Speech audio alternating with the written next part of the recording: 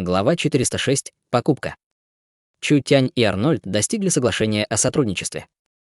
Главное было количество еды. Минотаврам все еще приходилось возвращать то, что они позаимствовали, и был интерес, чтобы рассмотреть.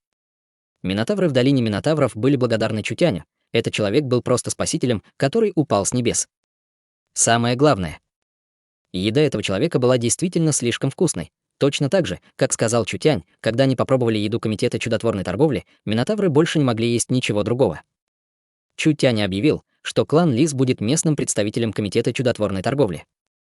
Например, отправка еды в долину Минотавров будет полностью решена кланом Лис, и Чу Тянь не будет легко действовать снова. Боевая сила Минотавров не проигрывает ограм. Получить поддержку и солдат от Минотавров действительно выгодно для позиции городского лорда. Глаза Деларес вспыхнули с чувством благоговения и эмоционального вздоха, в то время также было чувство небольшого удовлетворения. Клан Лис долгое время терпел этих глупых коров, и теперь, когда глупые коровы должны были смотреть на лицо Лис, она действительно чувствовала удовлетворение. Но Минотавры в долине Минотавров работают с тобой только из-за угрозы голода. Это не значит, что они готовы умереть за тебя. Как только проблема голода будет решена, я могу гарантировать, что стабильность твоих сил быстро ухудшится. Затем Деларес сказала: в настоящее время ты ведешь рискованный бизнес. Кто знает, когда Минотавры смогут выплатить долг. Кроме того, ты сидишь в должности городского лорда и делаешь этот долговой бизнес, в случае неудачи ты потеряешь наши инвестиции. Чу Тянь кивнул. Тогда как ты думаешь, что мне делать?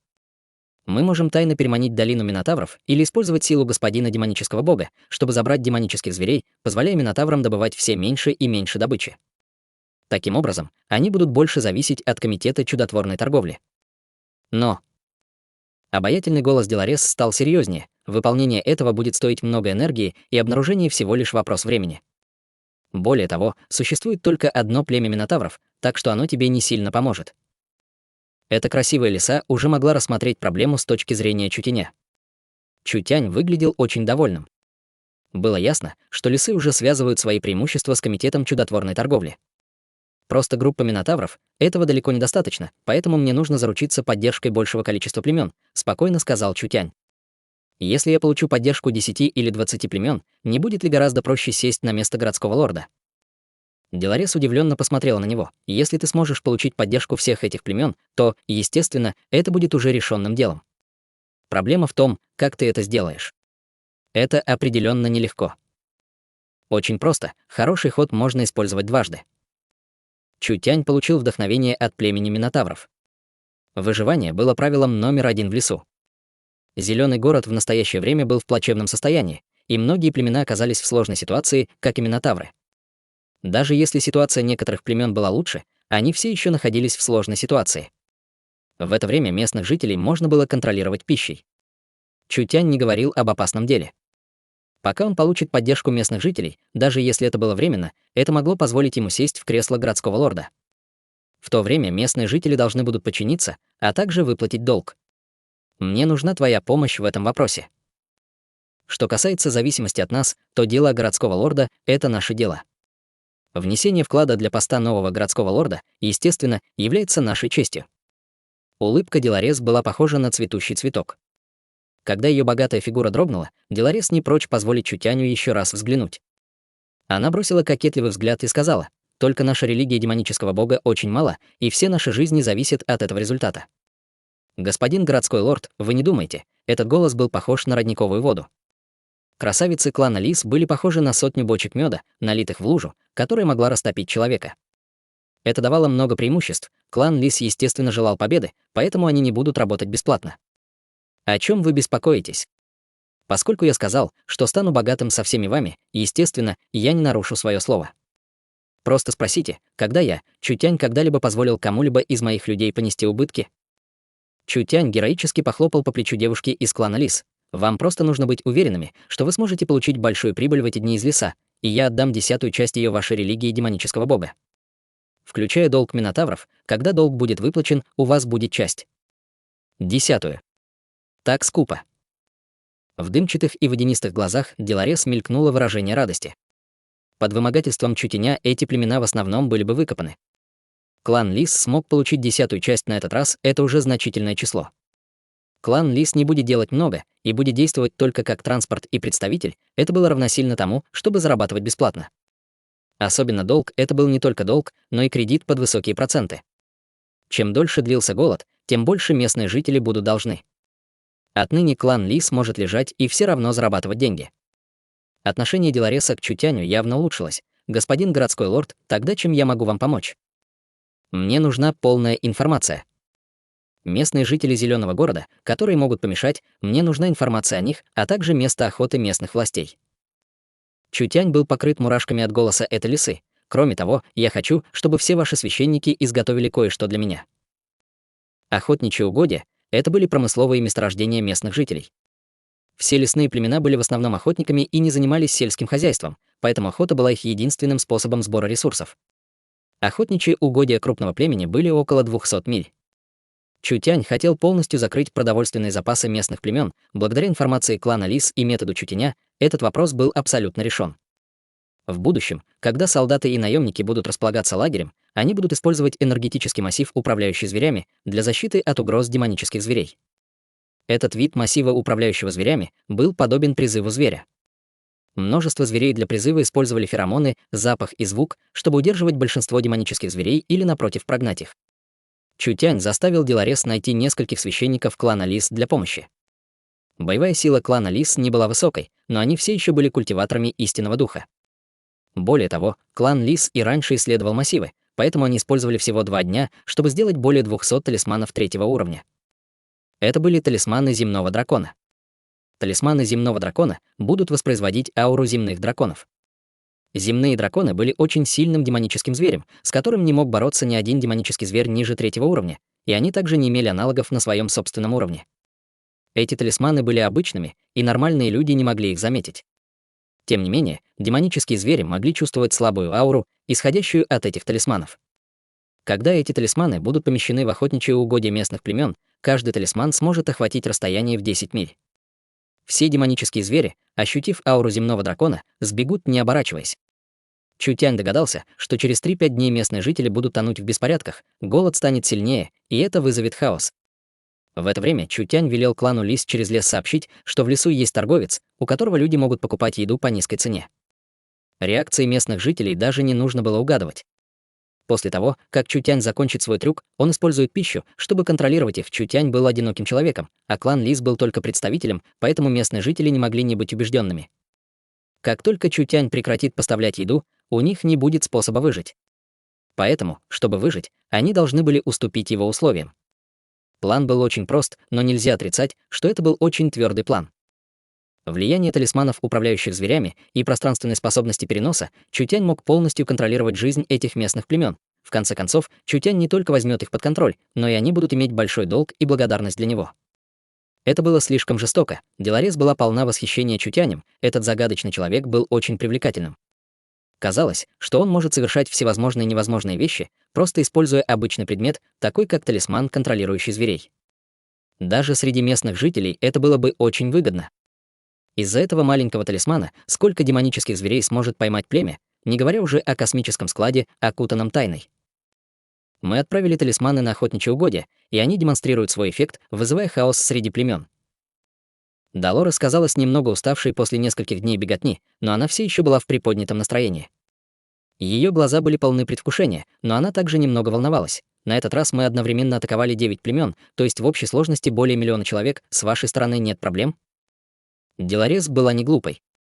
Если Чутянь все испортит и уйдет, этим голодным племенам не осталось бы никакого пути. Они либо развалились бы, либо разрушили бы другие племена, наполнив лес разбойниками. Они либо будут грабить ресурсы, либо займут племена. Клану Лис, оставшемуся в этой области в одиночку, будет трудно выжить. Ресурсы должны были прокормить 1 миллион человек. Это было непросто, это было нормально для Деларес, чтобы волноваться. Это было немного тяжело для Чутяня. Хотя он пользовался полной поддержкой южной летней страны, еда для нормальных людей не подходила для сильных лесных жителей.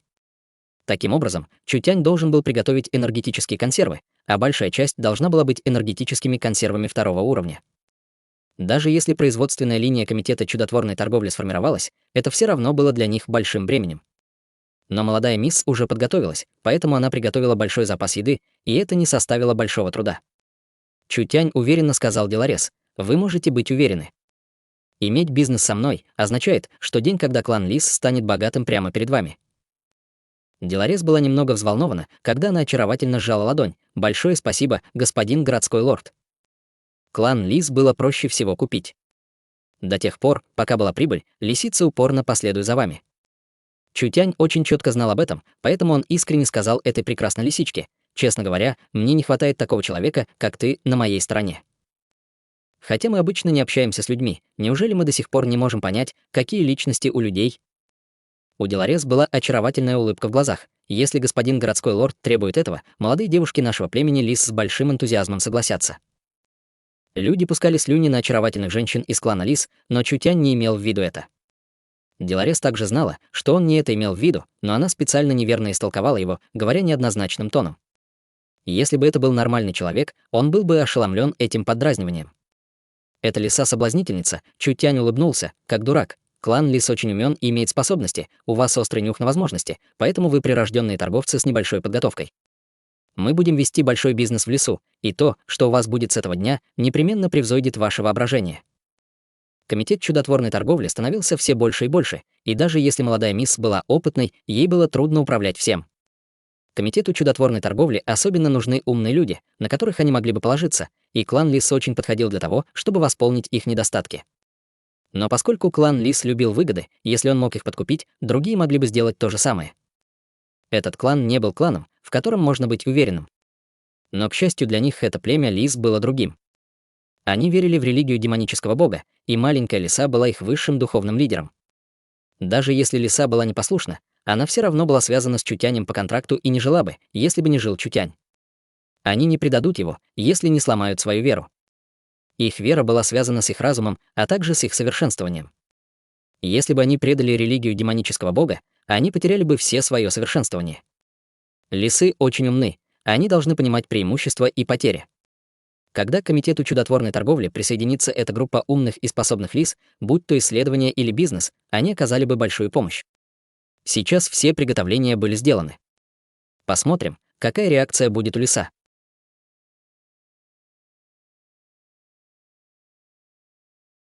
Глава 407. Союз. План Чутяня протекал неожиданно гладко. Талисманы земных драконов в местных охотничьих угодьях вызвали значительное сокращение количества демонических зверей. Охота последних нескольких дней не могла сравниться с обычными днями и не составляла даже 1/5 часть от нее. Это была трагедия на вершине несчастья, племена, которым не хватало еды, были обеспокоены, когда увидели эту ситуацию.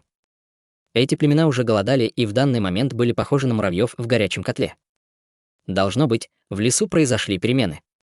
Это может быть изменение в естественном потоке энергии или шанс в духовной вене, или это может быть приближающимся стихийным бедствием. Конечно, была и возможность, что эта катастрофа была вызвана руками человека. Короче говоря, живя в лесу хаоса, было нехорошо, если вокруг было слишком много демонических зверей, но слишком мало было еще хуже. Они не знали, как долго продлится эта ситуация, смогут ли племена продержаться в ближайшее время. Сбежать — это было не маленькое дело, это не может быть решено по желанию. Лес хаоса был полон опасностей, особенно в глубине леса. Было много сильных демонических зверей и других сил, а также скрытых опасных племен и много жестоких грабителей, присутствующих в лесу. Все виды опасностей трудно даже предсказать.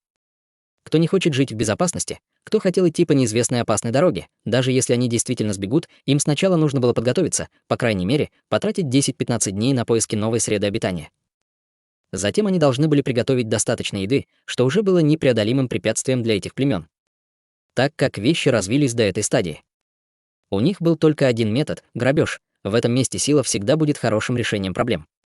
Они могли украсть еду, если бы у них не было еды, всегда были племена с едой в хранилищах. Различные большие племена точили свои лезвия в этот момент. Как пороховая бочка, которая вот-вот взорвется, должна была начаться беспрецедентная война. Клан тигров был большим племенем к юго-западу от Зеленого города, в котором проживало более 200 тысяч человек. Они развивались в течение 43 лет и могли считаться старым племенем. В настоящее время воины-тигры высоко поднимали свое оружие и ревели. Воины тигрового клана уже строили свою армию. Вождь тигрового клана был готов лично привести 30 тысяч элитных воинов в засаду клана ящериц неподалеку. Клан ящериц жил на водно-болотных угодьях и имел обычай хранить пищу. Пока они будут уничтожены, они смогут временно решить свою проблему. когда клан тигров был готов собрать свою армию. У ворот клана неожиданно появилась странная фигура. Это был зверь из козлиной расы с уродливым старым лицом и в длинной просторной одежде. На его руке и шее были аксессуары из костей, а в руке был длинный посох, что выглядело немного странно.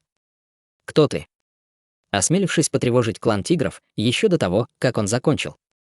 Козел махнул рукой, и большие люди из клана тигров упали на землю. Человек-козел вошел в клан тигров, но его стремительный приход, естественно, привлек внимание окружающих, которые его окружали. Вождь тигрового клана холодно посмотрел на него. «Шаман? Для чего ты здесь?»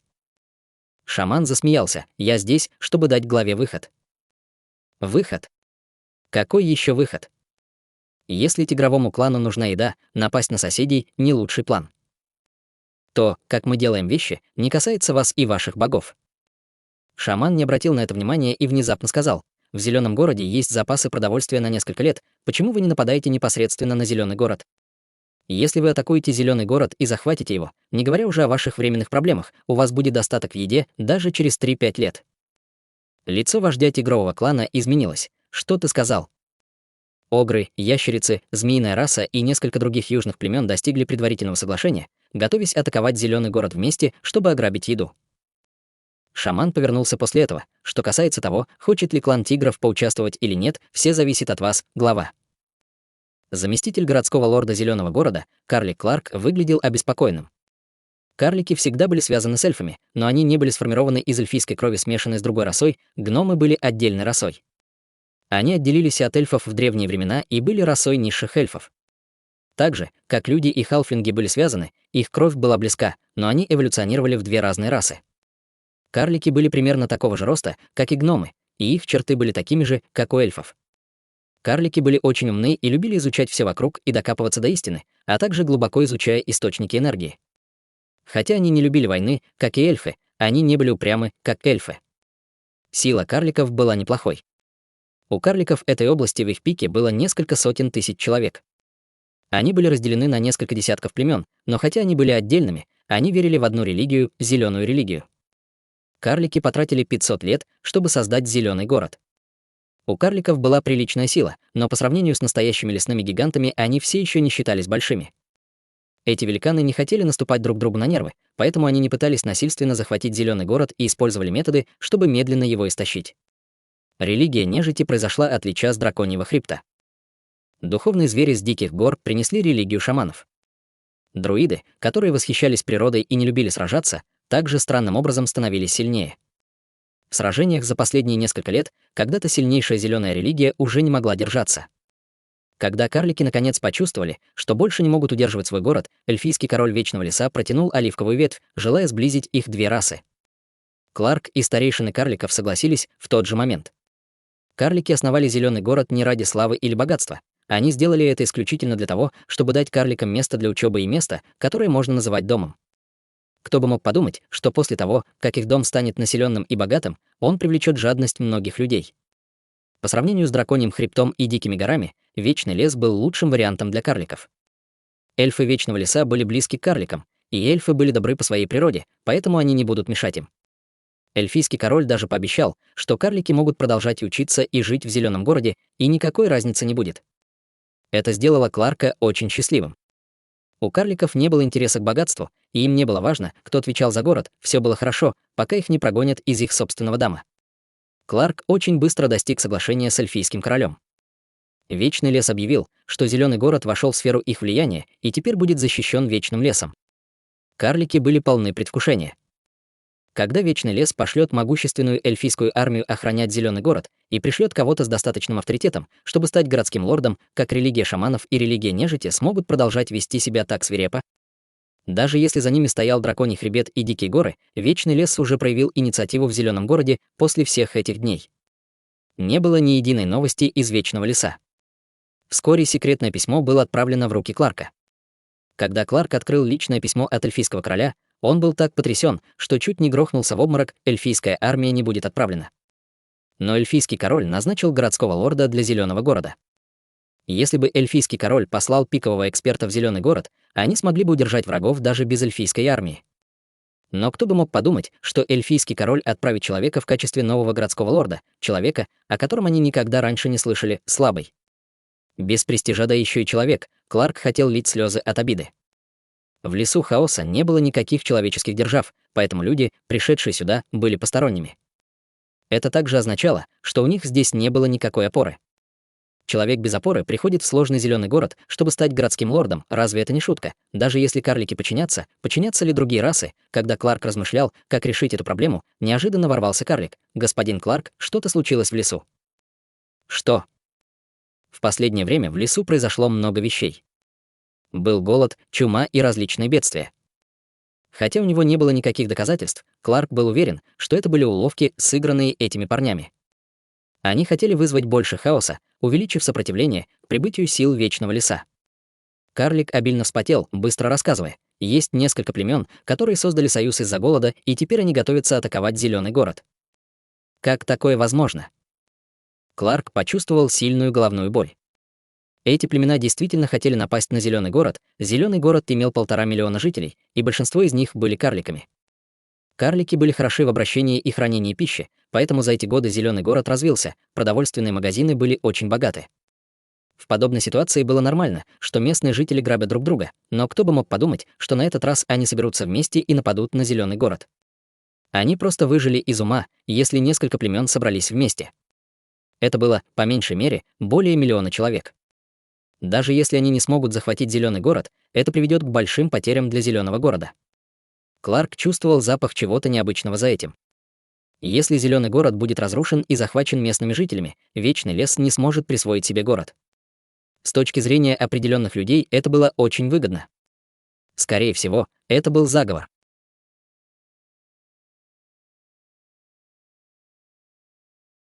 Глава 408. Зеленый город. Чутянь сделал несколько ошибок. Хотя это не могло считаться ошибкой, с планом не было никаких проблем. Сначала он заставил их потерять источник пищи, и когда они молились о чуде, клан Лис своевременно распространил новости о таинственном человеческом торговце. Когда эти местные жители услышали, что минотавры в долине Минотавров действительно могли хорошо есть во время голода, потому что они торговались с этим человеческим торговцем, они исследовали ароматный запах, исходящий из долины Минотавров. Кто не знал, что минотавры были самыми глупыми и будут теми, кто первыми умрут от голода. Теперь, когда у них было много еды, как другие племена могли не завидовать, у человеческого торговца были большие ресурсы, и он мог поставлять столько продовольствия, сколько им нужно.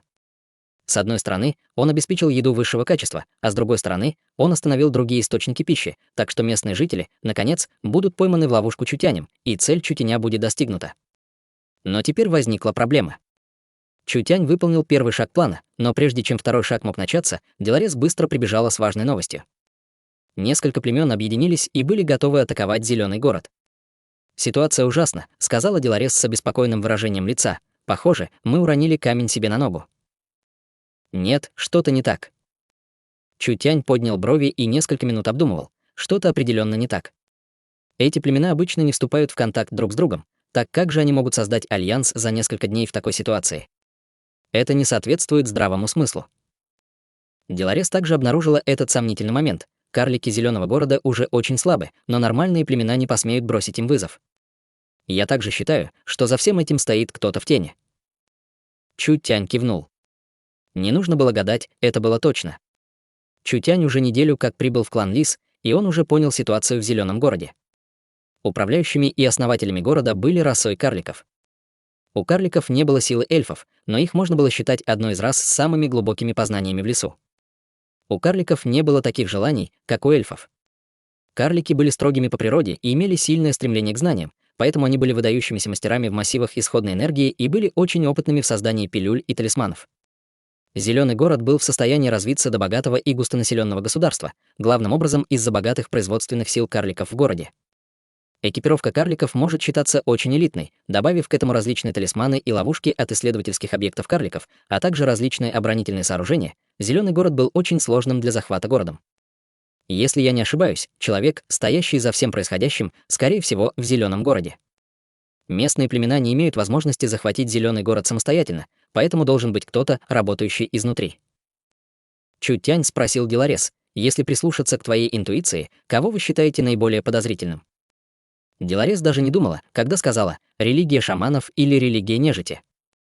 Чутянь с легким кивком сказал: «Тогда мы должны отправиться в Зеленый город». Зачем мы идем в Зеленый город? Конечно, чтобы увидеть действующего городского лорда. Чутянь был посторонним, и постороннему было очень трудно войти в Зеленый город, поэтому он нуждался в помощи клана Лис. Деларес имела взаимную выгоду с Чутянем, поэтому она сразу же согласилась. Религия демонического бога имела некоторое влияние в Зеленом городе. Хотя клан Лис был очень маленьким, у них были хорошие мозги, поэтому в городе было несколько магазинов, в основном заботящихся о некоторых материалах. Чутянь притворился одним из них, и во главе с Деларес было гораздо легче войти в Зеленый город. Зеленый город был основан 500 лет назад. Это не считалось слишком старым в лесу хаоса. Город всегда контролировался зеленой религией, и зеленая религия была религией, распространяемой эльфами, в основном верящими в бога леса. Карлики на их пике насчитывали более миллиона человек и абсолютно не могли считаться малой силой. В последние несколько лет зеленая религия приходила в упадок, позволив новым воинам-друидам, некромантам и волшебникам-шаманам погрязнуть в зеленом городе, уже став серьезной угрозой для карликов. Карлики были правителями города по имени, но город уже был разделен на 3 религии. После нескольких десятилетий бедствий влияние зеленой религии быстро падало. Чутянь стоял перед зеленым городом. Это зеленый город? Это действительно отличается от того, что я себе представлял. Город в лесу хаоса не был чем-то, с чем южная летняя страна могла бы сравнить с точки зрения эстетики. Даже южный летний имперский город не мог соответствовать даже 10-й части этого. Когда Чутянь увидел зеленый город, его первое чувство было то, что это место было очень роскошным и естественным, создавая красивую живописную сцену. У большинства городов в лесу хаоса не было стен, потому что стены не имели большого оборонительного значения в этом месте. Хотя этот зеленый город не имел городских стен, так как он был построен среди огромных холмов, окружающие горы были естественной городской стеной. Если бы он лично этого не увидел, было бы трудно представить, что в этих суровых горах действительно будет такой высокий город. В зеленом городе было не так много людей, но площадь все еще была в несколько раз больше, чем в южном летнем имперском городе. Весь город был среди холмов, поэтому его расположение было очень интересным. Если взглянуть на него с высоты, он имел форму трапеции. Было много разбросанных зданий, некоторые у подножия, некоторые внутри горы, а некоторые наверху. Были расстояния между зданиями, и их объединяли висячие мосты. В горах было множество открытых мест, где было много мест для выращивания и размножения. В центре горы была главная вершина. Это была горная вершина, но вся территория была развита, и теперь там был построен гигантский белый замок. Половина горы и полгорода на вершине горы были окружены облаками. Это было похоже на город в небе. Это было особенное место, город карликов отличался от людских. В больших городах, в которых жили люди, улицы и высокие здания были хорошо упорядочены, тесно сгруппированы и окружены городской стеной. Зеленый город был совершенно другим. Там более 100 замков по всему городу, и каждый из них можно считать маленьким городком. Замки были расположены над холмами и образовали трапециевидную форму. Распределение казалось очень свободным, но на самом деле оно было очень систематическим. Если бы человеческие города были показаны на проекции, тогда этот город будет трехмерной структурой. Весь зеленый город прекрасно вписался в природу. Этот город, казалось, был построен из чистого воздуха на этих точёных горах и выглядел очень беспорядочным, но каждое здание в зеленом городе было действительно уникальным. Здесь было много духовной энергии, и собрались бесчисленные духовные вены. Были бесчисленные сокровища небес и земли, но не было жестоких зверей, что редко можно увидеть в лесу хаоса. В этом бесконечном горном хребте были бесчисленные драгоценные минеральные жилы, и они были очень пригодны для долгосрочного развития. Ха! Чутянь громко рассмеялся. Город в горах и горы в городе. Лес, окружающий реку, река, окружающая гору, и гора, окружающая город. Мой город действительно выглядит довольно хорошо. Но я вижу, что развитие города составляет менее 10%, а развитие горных районов — менее 2%. Я собираюсь соединить их всех и создать супергород, который сможет вместить несколько десятков миллионов человек, что позволит ему стать крупнейшим городом в лесу хаоса. Как вы думаете? Господин городской лорд, ваше счастье кажется слишком преждевременным. Деларес закатила глаза, отвергая великие амбиции Чутяня. Не забывайте, что ваш город собирается быть захваченным группой людей. Через несколько дней он может превратиться в кучу пепла. Эти местные племена. Смешно, когда мастер Чутянь поместил их в глаза, но, говоря об этом, город оказался намного лучше, чем он предполагал. Город, на который карлики потратили 500 лет, был бесплатно передан Чутяню. Мало того, что духовная энергия этой области была очень обильной, город была расположена в центре леса хаоса, наиболее подходящей для того, чтобы стать главным штабом комитета чудотворной торговли. Если бы Чутянь мог создать здесь точку опоры, комитет чудотворной торговли мог бы развиваться без страха. В то время, на что рассчитывают драконий хребет, горный хребет титанов, дикие горы и вечный лес.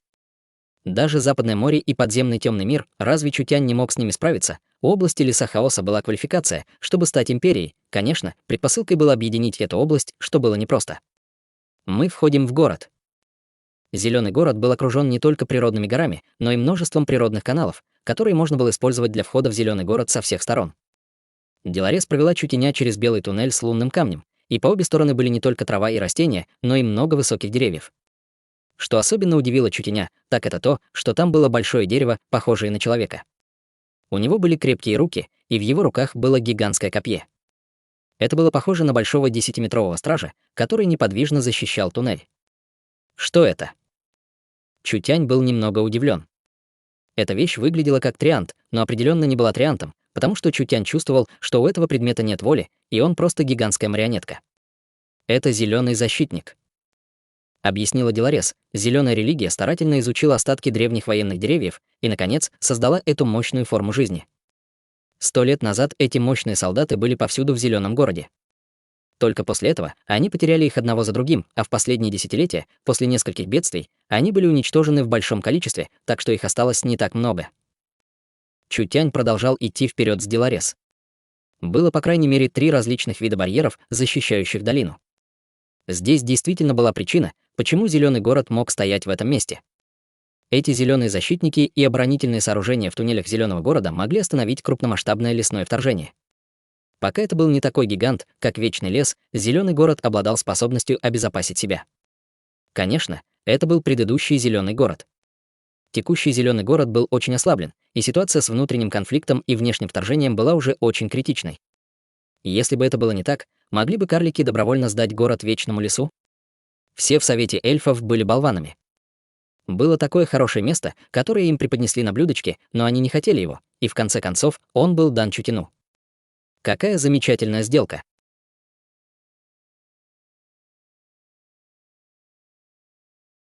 Глава 409. Установление цели.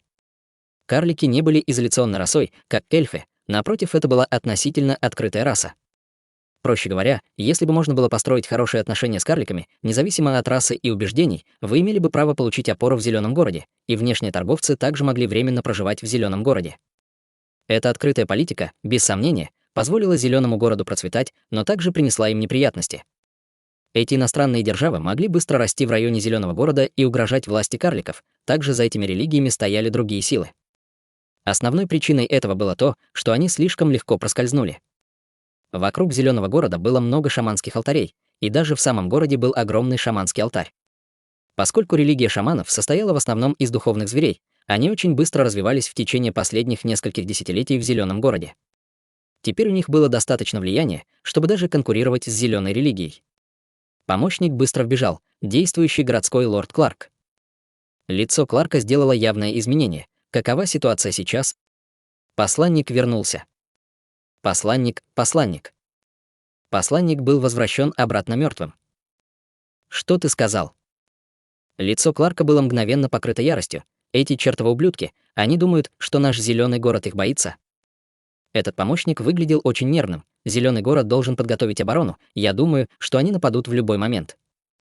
Карлики не были боевой расой, поэтому в их племенах было не так много воинов. За последние несколько десятилетий они потеряли много зеленых защитников, поэтому с этой атакой местных жителей зеленый город понесет тяжелый урон. Конечно, это не то, о чем беспокоился исполняющий обязанности городской лорд. То, о чем он беспокоился, был главным тайным зачинщиком всего этого заговора. Чума, голод и бунт волна за волной. Кларк всегда подозревал, что кто-то действует из-за кулис. Голод на этот раз также может быть их работой. Было нетрудно использовать какой-то метод для контроля над местными запасами продовольствия, и когда местные жители беспокоились о выживании, они могли создать хаос. Это было несложно объяснить. Кларк почувствовал сильную головную боль. Если бы Вечный лес мог принять зеленый город, ему вообще не нужно было бы беспокоиться об этих вещах. Действующий городской лорд Кларк есть кто-то, кто просит вашей аудиенции снаружи. В этот особый период Кларку нужно было продумать план, чтобы справиться с грядущим, как он мог иметь время с кем-то видеться. Когда он был готов отдать приказ отогнать этого человека, Кларк вдруг подумал о чем-то. Кто это? Я не уверен, но это человеческий юноша из клана Лисы. С ним также, кажется, священник Деларес из религии демонического бога. Человек. Позволь ему войти. Кларк, казалось, о чем-то думал. Большинство карликов не знали правды и думали, что армия Вечного Леса прибудет в Зеленый город в любой момент. Только Кларк и несколько человек знали о том, что эльфийский король установил человека как городского лорда. В конце концов, эта информация не может быть раскрыта. На континенте было не так много рас, которым нравились люди. Карлики не были исключением. Не говоря уже о том, что этот человек был посторонним и не знал здесь ничего. Даже сильный дракон должен был опустить голову, не говоря уже о мыши, которая летала по небу. Желая контролировать это гнездо змей, как это возможно, Кларк отослал своих слуг, и Чутянь с Деларес вошли. Деларес была очень вежлива, слегка кланяясь карлику перед ней. Священник религии демонического бога Деларес приветствует действующего городского лорда Кларка. Кларк даже не посмотрел на Деларес, смотря на Чутяня пристальным взглядом. Человеческие жизни были коротки, и этот человек выглядел особенно молодым. Ему казалось, что среди людей ему меньше 20, и он ничем не отличается от ребенка для него. Даже если бы эльфийский король был безумен, он бы не послал этого ребенка править Зеленым городом, верно? Кларк невежливым голосом сказал: «Зеленый город не приветствует никаких гостей. Какое дело имеет ваше превосходительство и священник Деларес, чтобы прийти ко мне? Мне очень жаль, но я не гость». Чутянь не скрывал своих намерений и достал жетонное письмо эльфийского короля, которое он положил на стол. «Я, Чутянь, эльфийский король, даровал мне титул городского лорда Зеленого города». «Ты». Кларк посмотрел на него. «С твоими силами стать городским лордом Зеленого города. Я думаю, что эльфийский король сошел с ума, и я бы предпочел сдаться духовным зверям». Это был непреодолимый гнев. Кларк никогда бы не подумал, что после того, как он искренне сдастся Вечному лесу, Вечный лес будет так обращаться с карликами.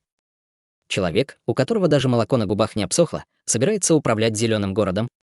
Это было просто оскорбление Зеленого города и всех карликов. Ситуация в Зеленом городе была уже такой сложной. Что мог сделать этот человек? Чутянь увидел гнев на лице карлика и почувствовал себя очень беспомощным. Первоначальный план Чутяня состоял в том, чтобы сначала заручиться поддержкой местных племен, и после того, как он заручится их поддержкой, он войдет в город как городской лорд, прежде чем привести весь комитет чудотворной торговли. Поскольку в плане произошли изменения, и местные жители объединились, чтобы напасть на Зеленый город, Чутянь должен был изменить порядок плана и сначала приехать в Зеленый город. Почему действующий городской лорд Кларк считает, что я не подхожу, чтобы быть городским лордом? Тогда, что ты считаешь, дает тебе право быть городским лордом? Мои знания, мои таланты и мои мозги. То, что карлики не могут сделать, я могу сделать. Чутянь бесстыдно сказал: «Если действующий городской лорд Кларк не верит мне, как насчет пари?» Кларк был ошеломлен. «Какое пари ты хочешь?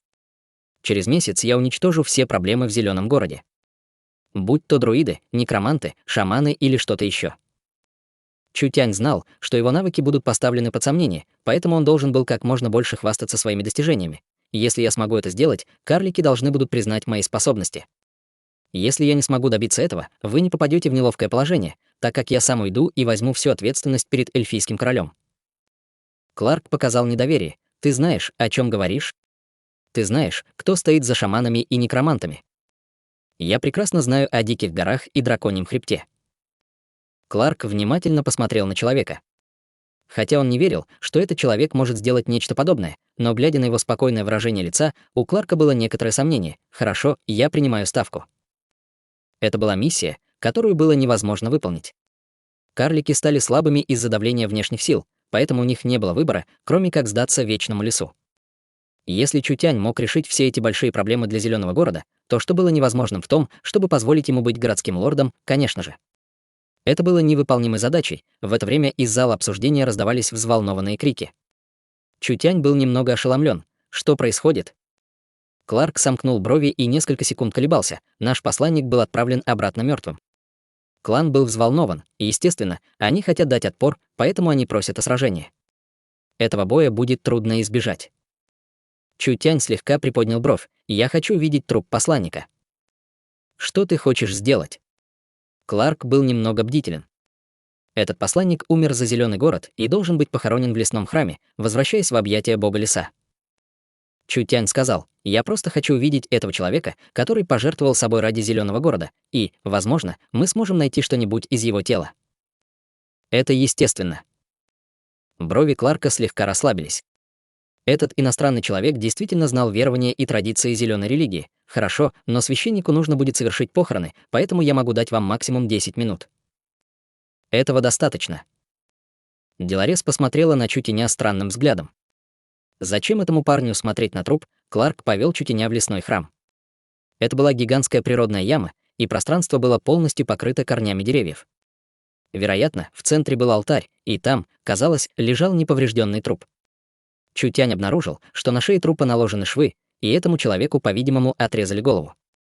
Его глаза слегка сфокусировались, когда он сказал: «По какому вопросу вы послали его?» Конечно же, для совместной работы, чтобы пережить этот голод. Гневно заметил Кларк, увидев труп посланника. Карлики хотели открыть склад зеленого города и дать им порцию, но кто бы мог подумать, что эти проклятые ублюдки были бы такими жадными. Они действительно думают, что могут проникнуть в зеленый город. Чутянь покачал головой. Посланник сказал не это. Я предполагаю, что после того, как он пошел к местным жителям, его слова должны были быть грубыми и содержать угрозы. Вконец разозлив местных жителей, чтобы они убили его. Что за ерунду ты говоришь? У действующего городского лорда Кларка было немного хорошего чувства к этому человеку, но теперь не осталось ни единого следа. Ты смеешь подвергать сомнению суровость и убеждения карликов. Чутянь не стал объяснять, и слабое свечение окружило его правую руку. Руна была извлечена из лба карлика, и когда она была извлечена, труп гнома задрожал. Действующий городской лорд Кларк уже наполнился неконтролируемой яростью. «Что ты делаешь?» Чутянь тихо сказал: «Посмотри сам». Внезапно из ушей гнома донесся резкий звук. Было отвратительное насекомое, которое выпрыгнуло, и Чутянь схватил его, а затем прижал к нему. Деларес удивленно вздохнула. Это колдовское насекомое шаманов.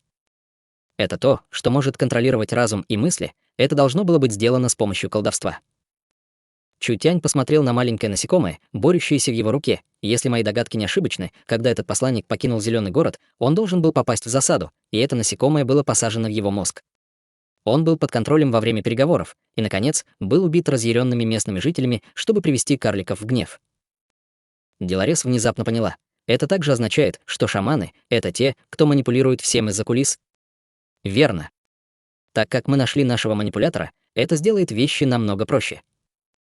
На кончиках пальцев Чутяня появилось сено и белое пламя, и жук сразу превратился в пепел. Теперь позвольте мне испытать эту так называемую религию шаманов. Действующий городской лорд Кларк был шокирован. Этот молодой человек, кажется, он был непрост.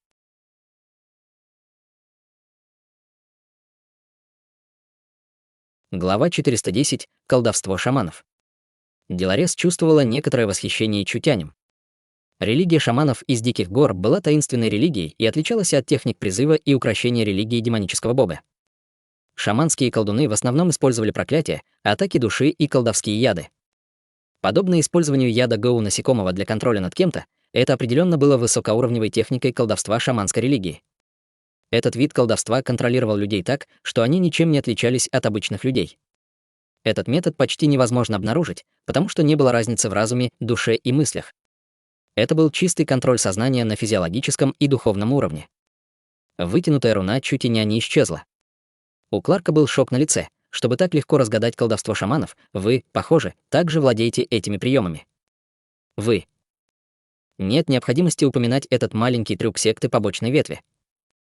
В истории существовали записи о религии шаманов, но когда дело дошло до эпохи Чутяня, эта религия давно исчезла. Чутянь ранее читал древние книги, связанные с колдовством шаманов. Это колдовство не требовало каких-либо особых приемов совершенствования, скорее это была секретная техника. Чутянь немного изучал это в прошлом. Хотя он не был очень умелым, он все же мог легко решить это насекомое. Поскольку он знал врага, все будет легче. Мы также считаем, что голод вокруг зеленого города немного странный. Деларес сжала брови. Голод был странным, но они не могли понять, что с ним не так. В прошлом только крупномасштабные миграции зверей или крупные геологические катастрофы приводили к изменению популяции зверей вокруг зеленого города. На этот раз предупреждений не было, но странное изменение произошло.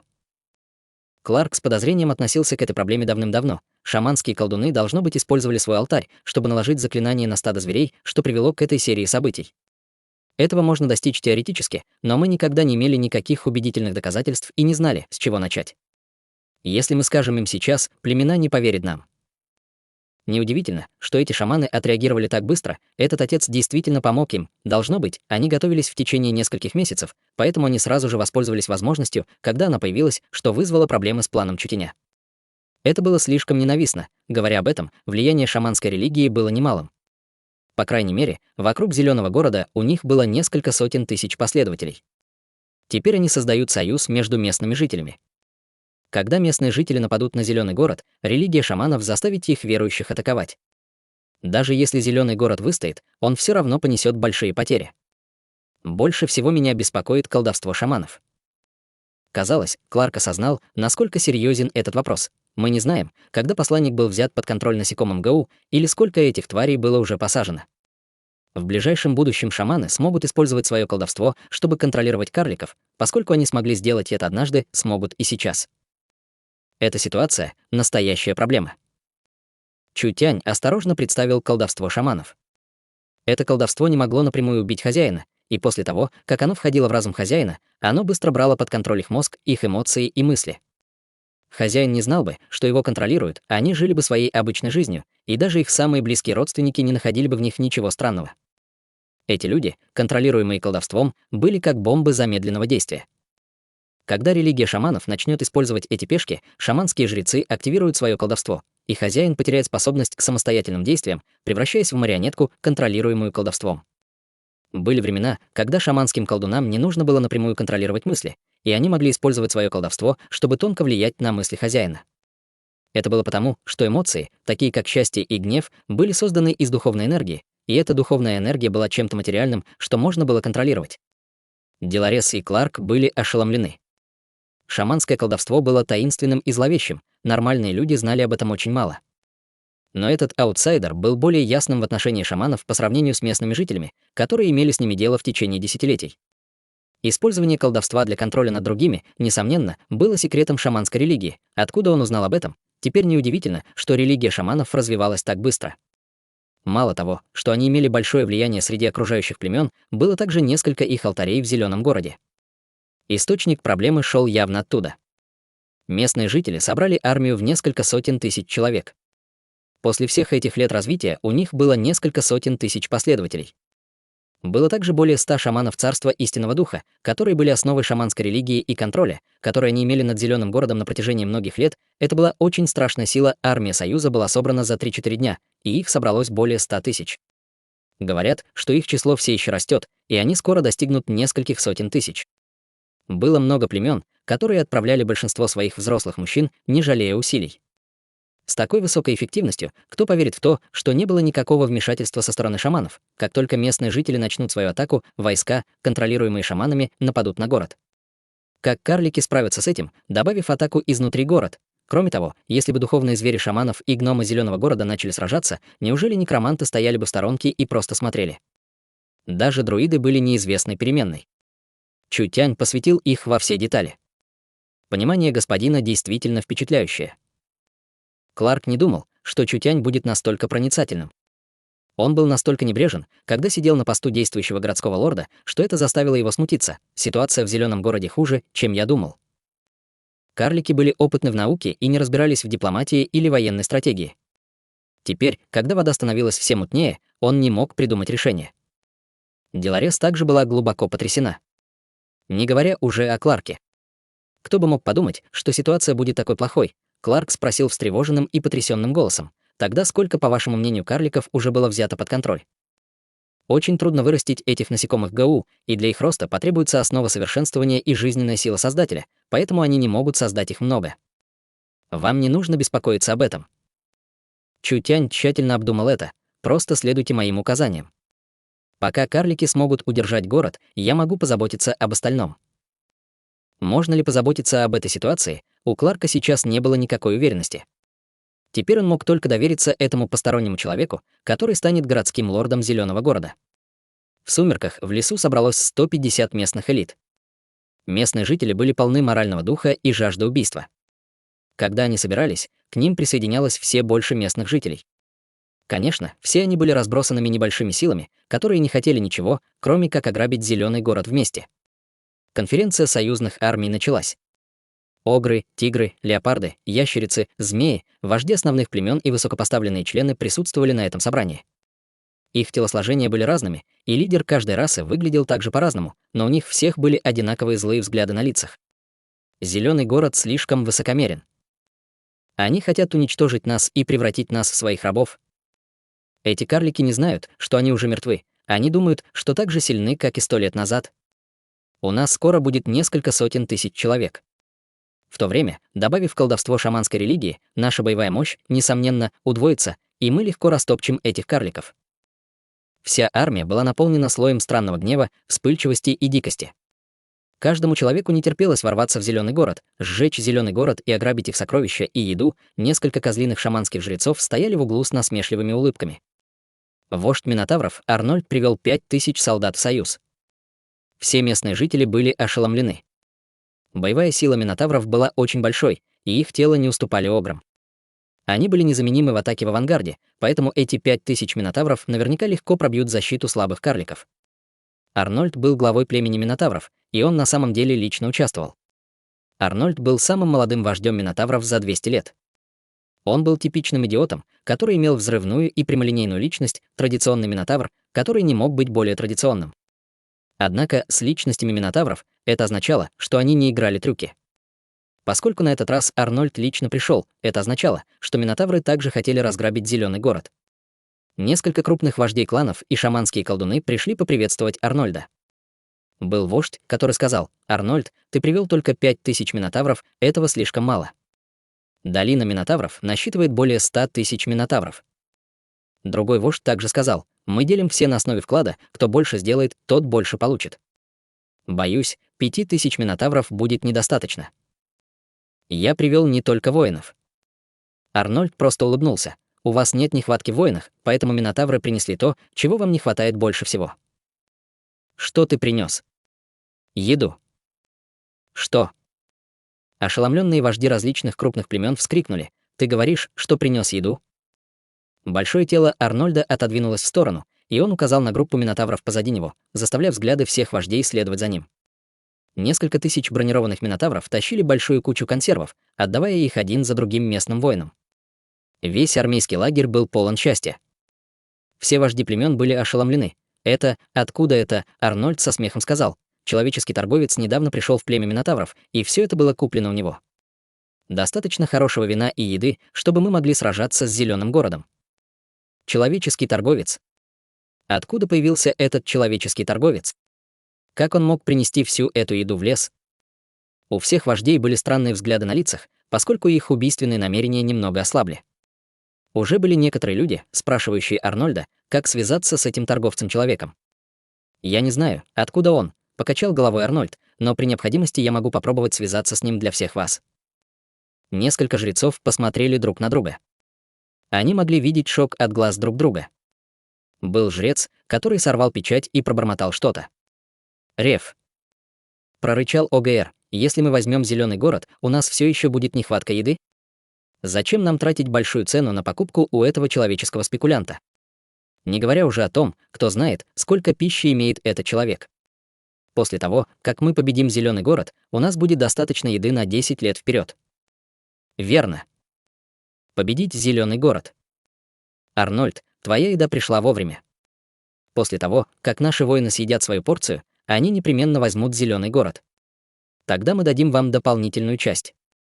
Арнольд кивнул. Этот вождь Минотавров посмотрел на шаманских жрецов и показал странный взгляд.